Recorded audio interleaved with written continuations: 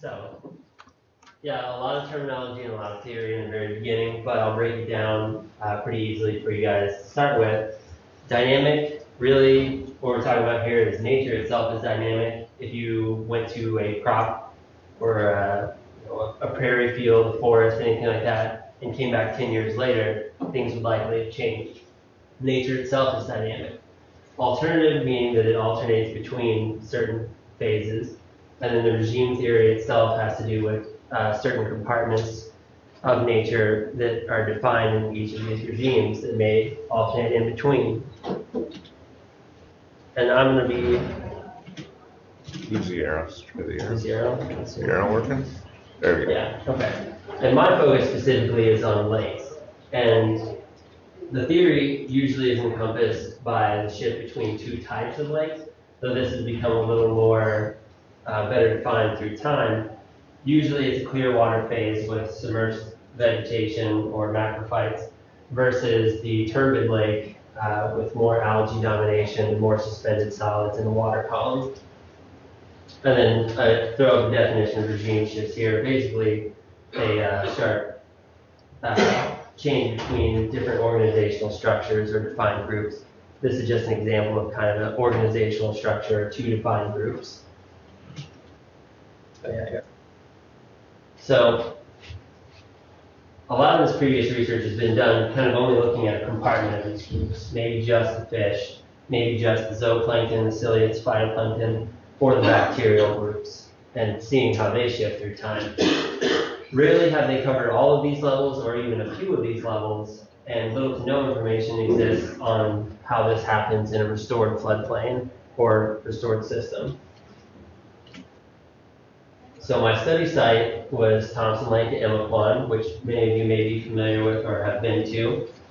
Samples were taken at sites T1, T2, and T3, so at an N of 3. This was done bi-weekly or weekly, and we measured, what I'll be talking about today, I should preface, is zooplankton, the ciliates, and the phytoplankton.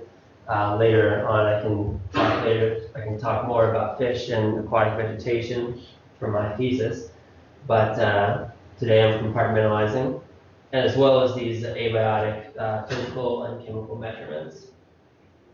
So a little background on Thompson Lake and Emequon itself. Historically, it was a productive floodplain. Around the early 1900s, it got moved into agriculture, like many other systems did, levied off from its flood source, the Illinois River.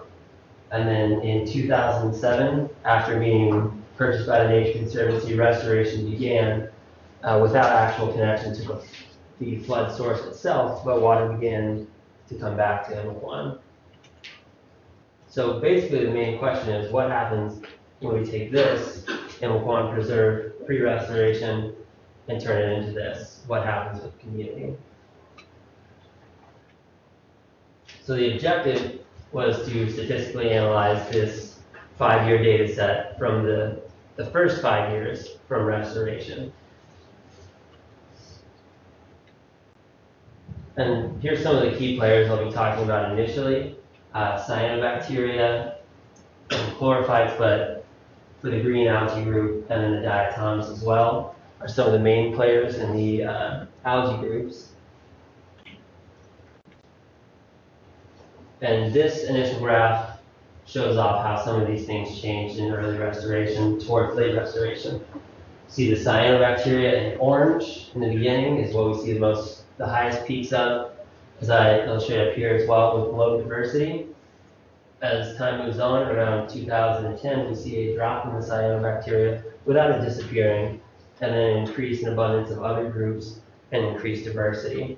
So take-home points, cyanobacteria, strong in early restoration, higher diversity, and less cyanobacteria in later restoration. So one of the factors we've kind of noticed in the restoration was in the early restoration, there was a high amount of reactive phosphorus in the water column. This was taken up pretty quickly and dropped off the map for the rest of, not completely, with small spikes here and there, but it disappeared pretty sharply. Now this runs alongside with our peaks in cyanobacteria for the most part. Early on, the cyanobacteria took advantage of this phosphorus and water column and began to fix nitrogen within the system. So it was really the first responder to this. Sorry, I'm not looking. Really the first responder to the available phosphorus in the system. Another thing I want to talk about is light penetration and Secchi depth. So a Secchi disk is what you see here. Aquatic ecologists use it to drop into water, and once it gets to a certain point where you can't see the white of the disk or where you can barely see it, that is the Secchi depth. And it has to do with light penetration or water clarity. Is the water very clear? Is it very turbid? So this is just that. I can help you along with it. In the beginning of restoration, we have very deep Secchi depths, is what you're seeing there. So you can drop the Secchi disc that you saw before, 2.5 meters, an average about a little over 1 meter, and you can still see it. So the water was fairly clear, high light penetration. And then we see this shift in 2010 from high water clarity and light penetration to a more turbid state where we're averaging around 0.5, 0.4 meters or 50 centimeters approximately. And this persists and stays pretty consistent throughout time of the next few years. But this also comes along with something else. Earlier we saw that cyanobacteria, but then when we have this shift to the more turbid, less light penetration, we also see the green algae groups start to show up. Now, these are the other groups before I just kind of lumped together all the autotrophs, the green algae, and the diatoms. Lower persistence in the beginning, and then their abundances increase once the lake itself shifts to a little more turbid. Would be the take home there. And now I'm going to briefly talk about the other groups. We have the zooplankton, podocerans, which are crustaceans. They're mainly eating algae. Rotifers eating bacteria, algae, other rotifers, and ciliates as well. We have the bacterivorous ciliates that are eating bacteria, and then the omnivores. Now, key points here, early restoration. We have high amounts of podocerans, low rotifers, high of the bacteria-feeding ciliates, low omnivorous ciliates. The take-home message here, this completely shifts after that 2010 period. So what I have to do with the data to kind of tease apart what's really happening or where these transitions occur, I transform the data and run principal component analysis on each group independently. The cyanobacteria, ciliates, the phytoplankton, and the zooplankton all lumped together. This is done in low resolution, so more so in groupings like cyanobacteria or groups like omnivorous ciliates instead of by each individual genus or species, as that would create a lot of zeros and confuse the analysis. And then I ran a regime shift detector analysis to analyze if there had been a shift in communities. So here's the results of a sum principal component score. And this is the zooplankton, ciliates, and phytoplankton all included together. And as you can see, the trend starts to aim downward, which this early part would be driven by the cyanobacteria blooms, as well as the podocerans and other groups that were high in numbers. As they begin to drop, so do the principal components. And we see this change.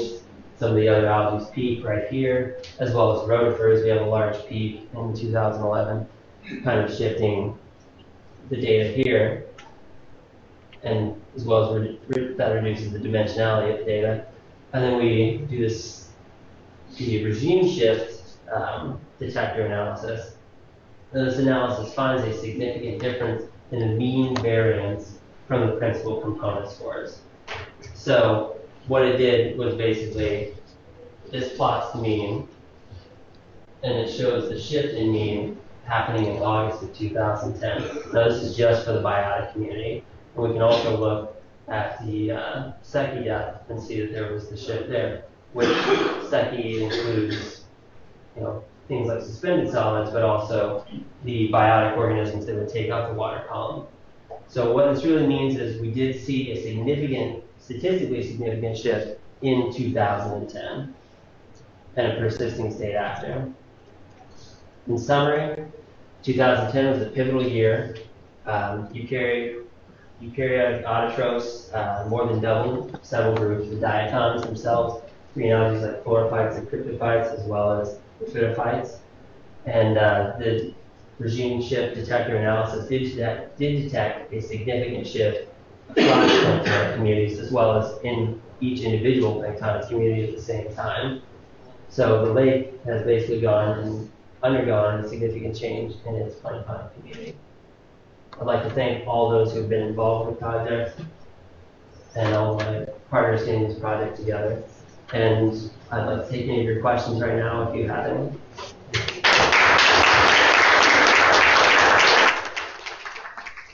Go ahead, any questions? Yes. So, how might the flooding in recent years affect that? Flooding in recent years? Well, flooding would certainly introduce certain chemical components to the lake and maybe change it slightly, but what we're seeing with the lake is pretty resilient and it didn't cause any sharp shifts in the community. Now, I don't know what we would see if, say, the entire river was connected completely to the lake, but the small amount of overtop and flooding before didn't really change the dynamics. What happened in 2010 that led to that shift? That led to the shift? Well, that's a good question. I believe one of the main factors involved, which I haven't talked about here, would be some of the changes in fish community as well as the changes across these communities. The cyanobacteria, I believe, drove a lot of the nitrogen fixing in the system, making it more available to different algae groups. They were allowed to kind of come in at that time and start really taking up their place, which also kind of occupied the water column quite a bit. So there's a high concentration of these groups in the water column now, as well as rhodopher blooms coming in. So I'm not real familiar with these statistical treatments, but I'm curious, when you're doing your raw data collection, are you more interested in species diversity or species density? Are you looking at how many of these things exist by counting them, the microscopic technique, or are you looking at the diversity of things like a taxonomy? Well, I broke them into certain taxonomic groups, but yeah, I was looking at the abundances of these groups as a whole. And we do have species range data we look at, so diversity is important to understand, but for this analysis, it was more important to know how the overall dynamics change. Usually that's done by breaking them into larger classes or orders, or trophic groupings as well, how their feeding ecology works, and that is better used to understand how the dynamic of the lake itself changes instead of just how the species may change. So, let me preface this, but you know nothing about your very little. So I'm trying to understand the implication here. So do we want more cyanobacteria, low levels of the Secchia, right, or Secchia, or do we want higher diversity but high Secchia? Or can we say like which one do we want, and what are the implications of this? Well, I don't know if you can define what exactly you want, and Right.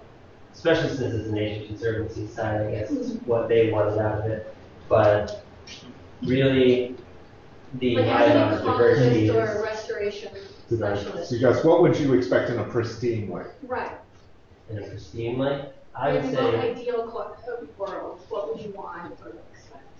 I guess it would be the higher amount of biodiversity in the system. Okay. So I don't think that the change in 2010 was negative to the system by any means. And cyanobacteria tends to get a more negative view itself, but really each state has its own pluses and minuses. Basically, it's how you evaluate the system. So. Why don't we thank Logan again?